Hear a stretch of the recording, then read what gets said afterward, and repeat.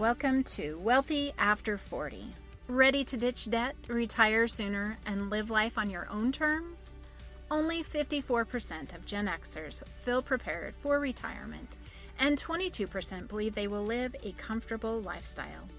So if you're feeling like your finances are a hot mess express, you are not alone. I'm Daleen Higgins, founder of Elevate Finances and money coach for Gen Xers.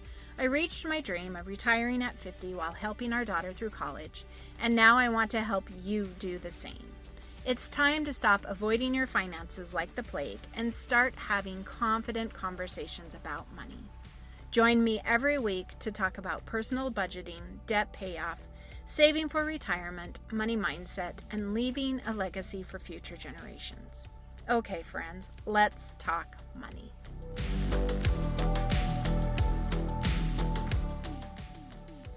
Welcome to today's episode of Wealthy After 40. I have Danielle Muira.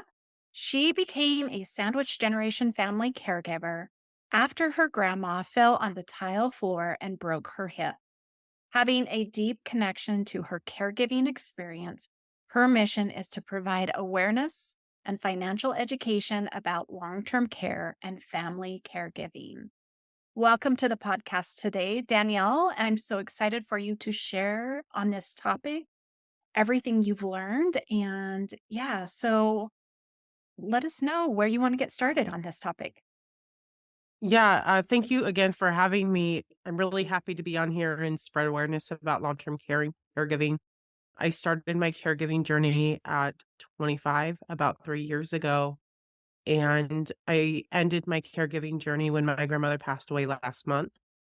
And so I'm feeling the effects of now after caregiving and what that means. It's if someone's been pregnant, it's kind of like the fourth trimester of pregnancy. It's like the thing that nobody talks about, but is so important to the impact of a family caregiver.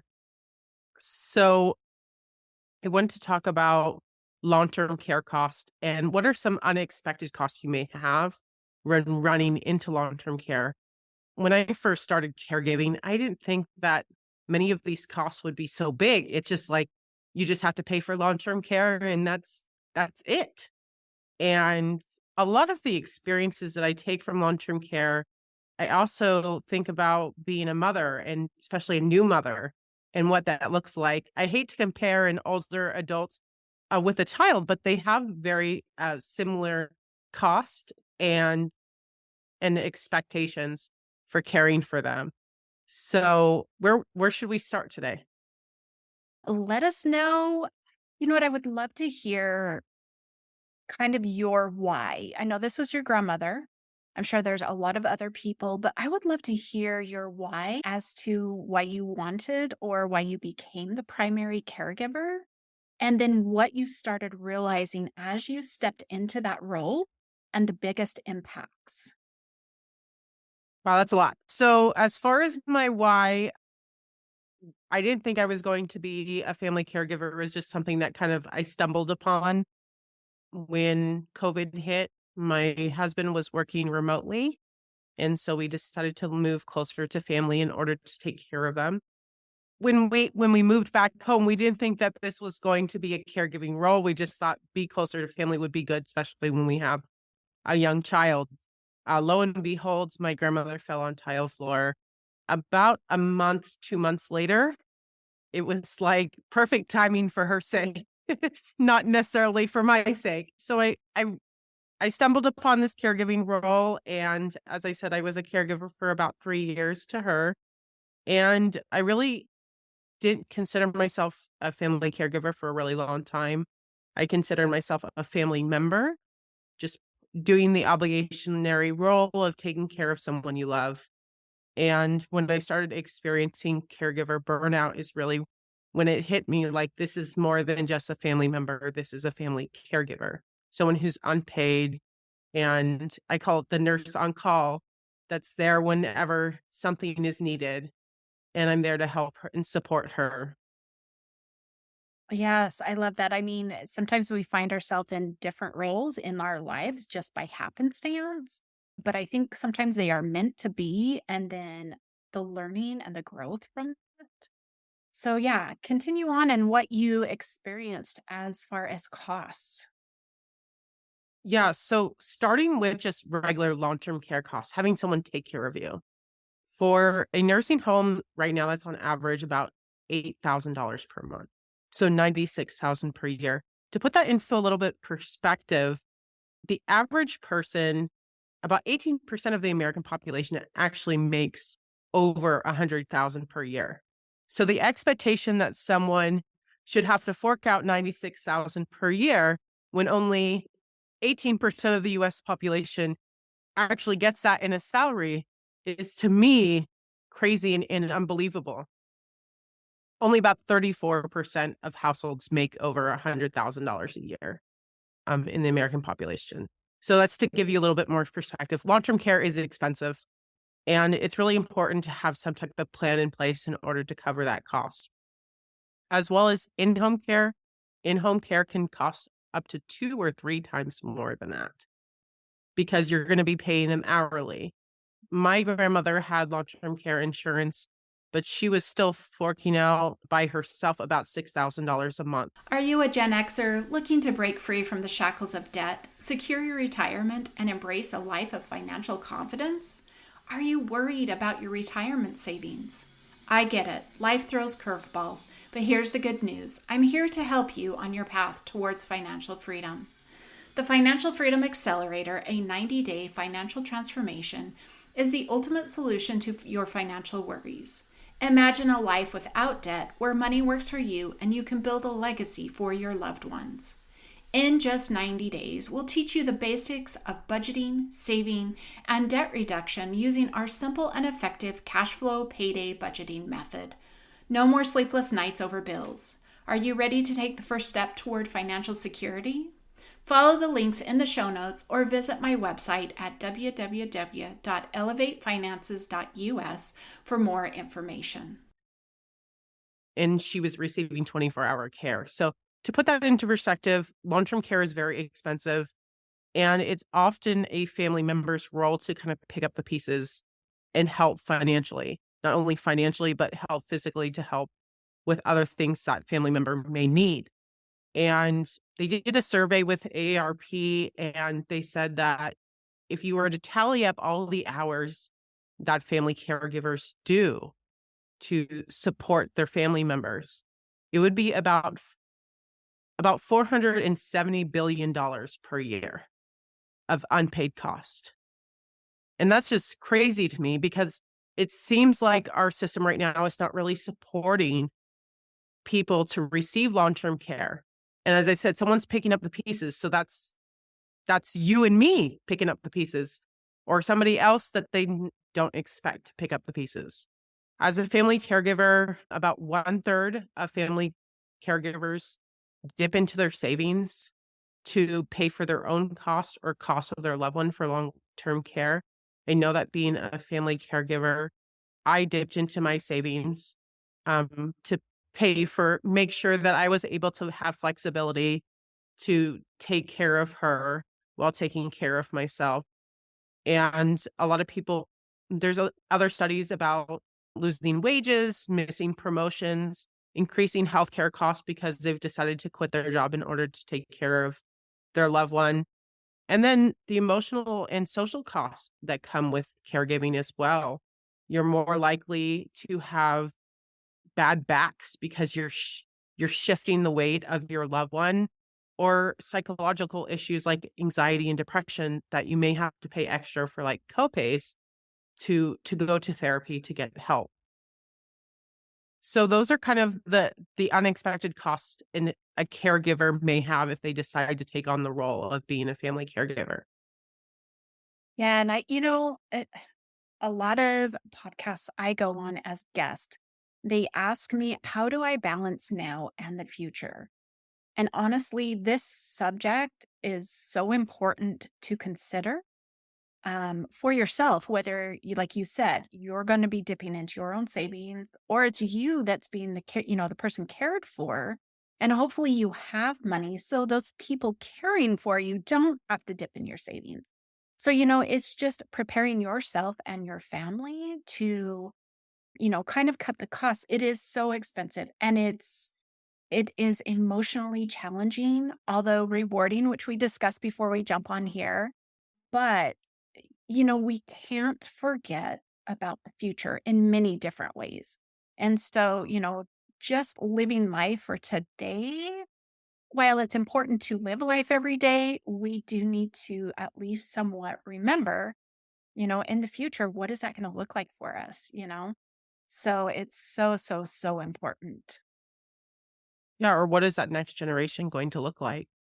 If you don't have enough money to pay for long-term care and the next generation or your children are paying for you to receive long-term care, then who's going to take care of your children's long-term care or their retirement when they're like I've met a lot of people who have had to dip into savings to take care of their family members' long-term care, and they're starting from scratch in their 40s and 50s. They have no retirement savings, and so now they're rebuilding it when at a time period that's more risky financially.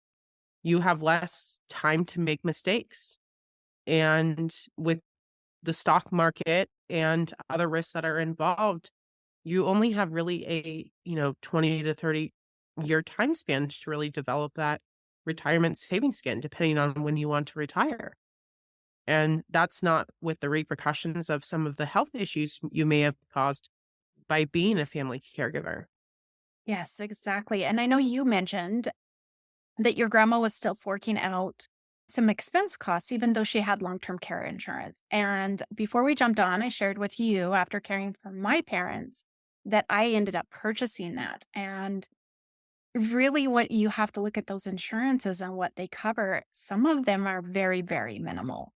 And the true costs are 3, 4 times that in a lot of cases. So getting in early, I was fortunate enough to jump on, sign on. I didn't even have to do a physical exam of sorts, being young enough. And so, it's an insurance I think is overlooked.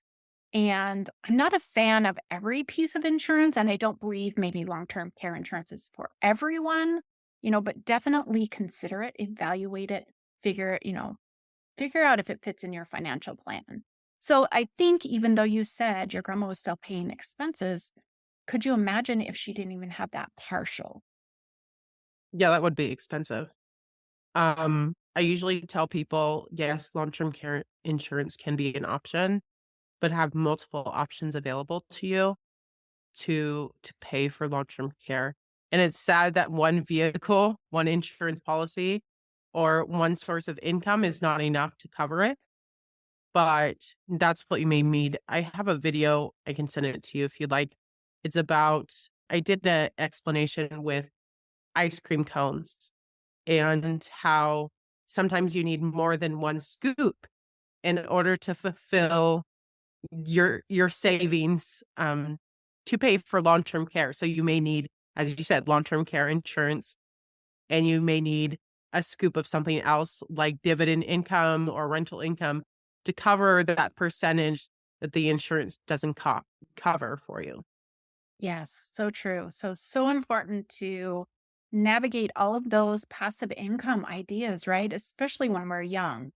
So, Danielle, you're somebody who's young, but you had savings to dip into. Yeah. Number one, very proud of you for doing that. And number two, sad that you had to. So, having had that experience, having had that savings, what ideas are you thinking of differently now that you've been through this role? I now try to think of long-term care as being creative. Sometimes we have to kind of pull the cards that we don't think that like, usually the normal perspective of long-term care is either you pay for it yourself or you use a vehicle like long-term care insurance to protect you and cover you if you need long-term care. Now I'm trying to look at it like out of box thinking and thinking, how can we really cover long-term care insurance for the future? That's something that's more doable and also more futuristic because we know this is going to be a continued problem, especially as people age. This isn't going away. And so some of the things that I've thought about is can we transfer assets to the child as payment or income, or can they receive an inheritance later on so that they're covered for some of the expenses that they've had to dip into to pay for long-term care. There's some kind of out of the box thinking I'm considering for clients like that, so that even though the family member has to play a role in family caregiving, at least they don't feel like their retirement savings has been depleted or that they've had to give up something to take care of someone else. Oh, I like that. I like that. So, if somebody is maybe like, oh, I could be in that situation, or they are just new to that situation, what are some things that they can, plan now, maybe being at the cusp of it, or maybe they've got a couple of years to help them be better prepared? Like, what steps should they take? As family caregivers, there's too much. There's a lot of things that I wish I would have known. One specifically, as I reflect on my years of caregiving, I would say self-care. I'm having that self-care routine ahead of time and really sticking with that throughout the caregiving journey.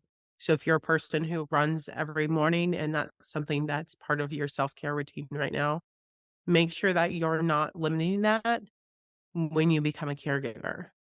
Making sure that you have a support system available to you to help protect you and give you some guidance. I always say on podcasts, I'm happy to listen to anybody's story or reach out to me because there's a big caregiving community that is out there, that exists. And I want to make sure that you receive the support needed in order to get through this time because it's not like caregiving is peaches and cream. And I want to help you go through that runt of the hill and get through this time period because it's not easy. Right, right. My mom had dementia, so not knowing how long she was going to live, I had heard of somebody that they had had it for 10 years. So, really, as a caregiver, some advice from me having had done it for, 14 months, take every day just one at a time. And my mom, her long term care insurance was her 7 kids. So, grateful for that we were all able to come together and create a plan to support one another. But yet, and I shared with you before we jumped on, I have one child. I didn't do very well in that long term care. So that's why I got my policy. But finding yourself as the sandwich generation, which right now a lot of Gen Xers are, you know, what are some other challenges that you are facing now, having been in that caregiver role and planning for differently moving forward? Yeah, I especially towards the end of my grandmother's life, I definitely felt sandwiched where my daughter, she had strep throat because she started school this year.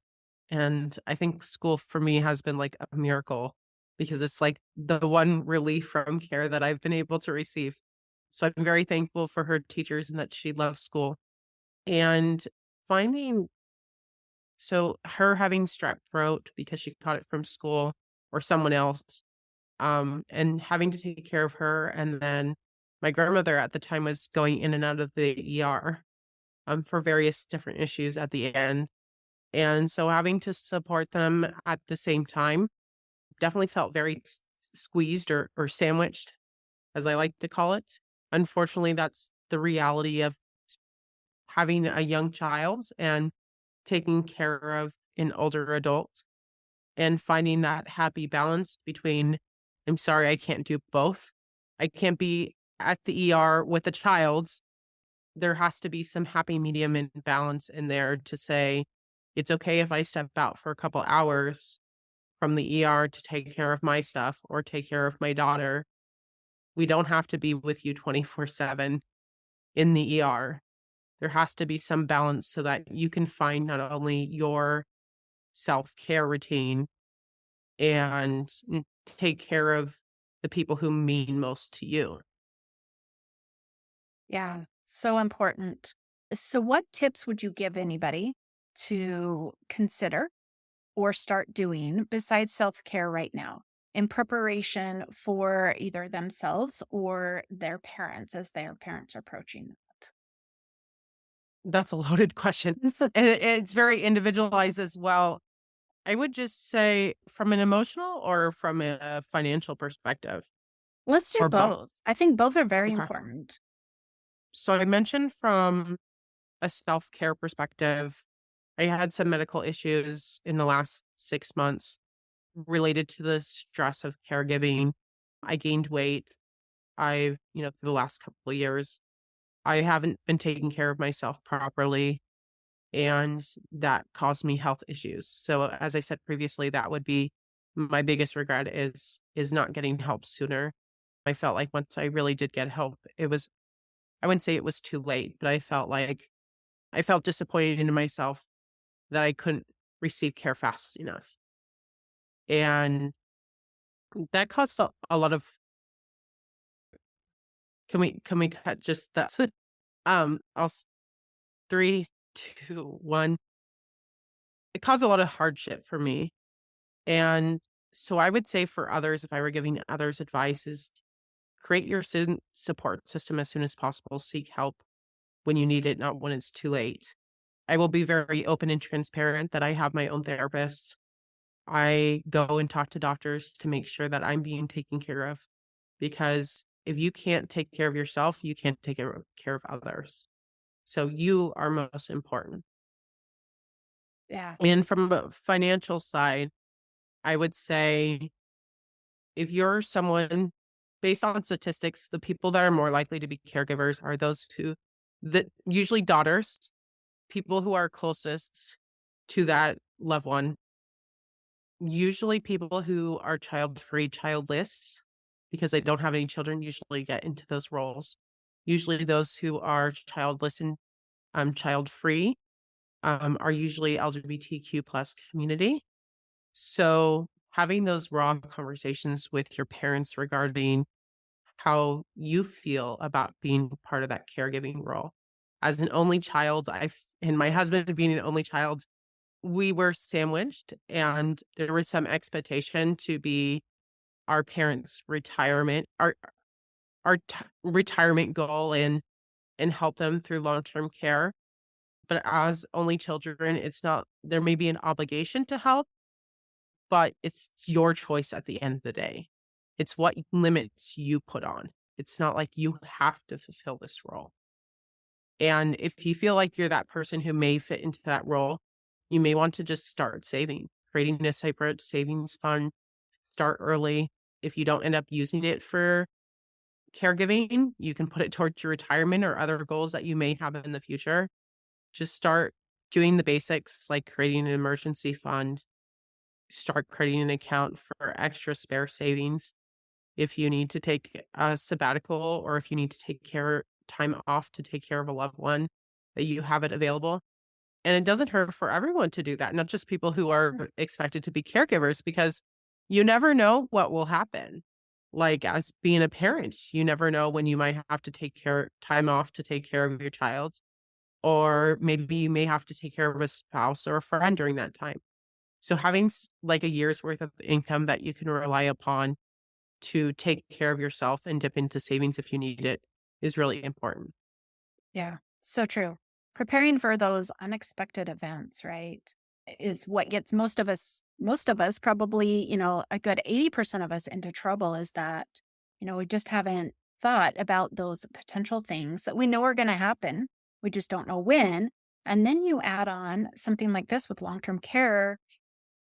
In a sense, you can say, yes, I'll take care of my parents, but you took care of a grandmother, and it's like, that's less likely to quote plan for. So we've talked about all of the details, all of the money side of it. I would love to hear from you, your relationship with your grandma. How, prior to, during your care, and then now how you're coping with it. I just want to, let's get the real side of this relationship. I love that you did this, and it's not easy, but I would love to hear more about the people side of this relationship. Yeah, my grandparents were like my second parents. If my parents couldn't pick me up from school, my grandparents would. My grandparents actually bought a second home to be closest to us. when we moved from the Bay Area to another town. They pretty much did whatever they could to be as close as possible to us. And I always really appreciated that. Every week we would go over to my grandparents' house and they would make chicken, string beans, and mashed potatoes. I don't know why my grandmother thought that was my favorite meal. I think she just secretly really thought it was like a cheap meal, an easy meal that she could put together every week, and that would be easy for her. And so we always just stuck to that meal every single week. And so when my parents like would travel and do things for work, my grandparents were always there, have me sleep over and spend time with them. We would play cards together. They invited me for bingo and taught me how to play bridge. It was definitely a close, tight knit relationship that I'm grateful that I had because many people don't have that type of relationship, let alone with their parents, but with their grandparents. And that was the main reason why I stepped in and felt so strongly about caregiving because I thought, like, I love them so much. I really wanted them to have the most comfortable life, to end their life as possible. When my grandfather died in 2015, we told him that when he was on his deathbed that we would take care of my grandmother till the end. And that was our promise to him. And that's what we did. And I don't remember the full question of what you asked, but I hope I answered it as fully as possible. Yes. But No, I just wanted to get the real side, which, explains why and how you fell into that role. Um, so to close, where can listeners find you and connect with you, and how can you best help them? yeah, the two main ways is either through my website. It's Spark, like Fire Spark, SPARK dash fin.com. I'm also on Twitter and LinkedIn mostly. And feel free to send me a message on social media if you would like to reach out. And the how I'm able to serve others is I create financial plans to help you, just like some of the conversations we've had today, or some of the nitty-gritty topics that I really dive in with clients regarding planning for their future and their long-term care journey and what that looks like. I really tried to get a full encompass and help be the devil's advocate that my clients need to provide as much clarity as possible about their future. Ah, that's great. Financial planning is awesome.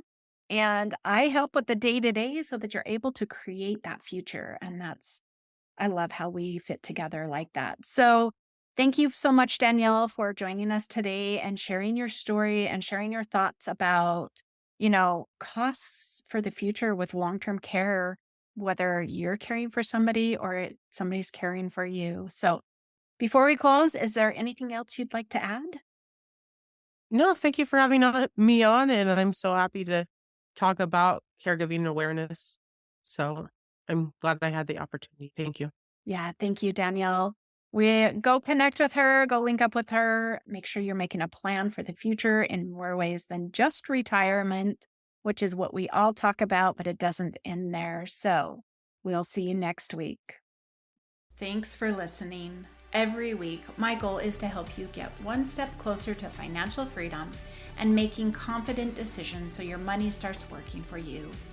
Having a community of support is important to your financial success.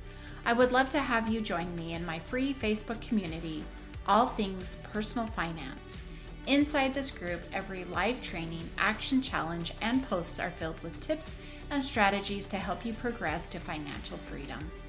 If you have questions from today's episode or want to learn more, follow me on Instagram at Elevate Finances. If you're looking for personalized support to get your finances on track, check out my website at elevatefinances.us to learn more about how I can support you with one-on-one coaching. Thanks and have a wonderful day.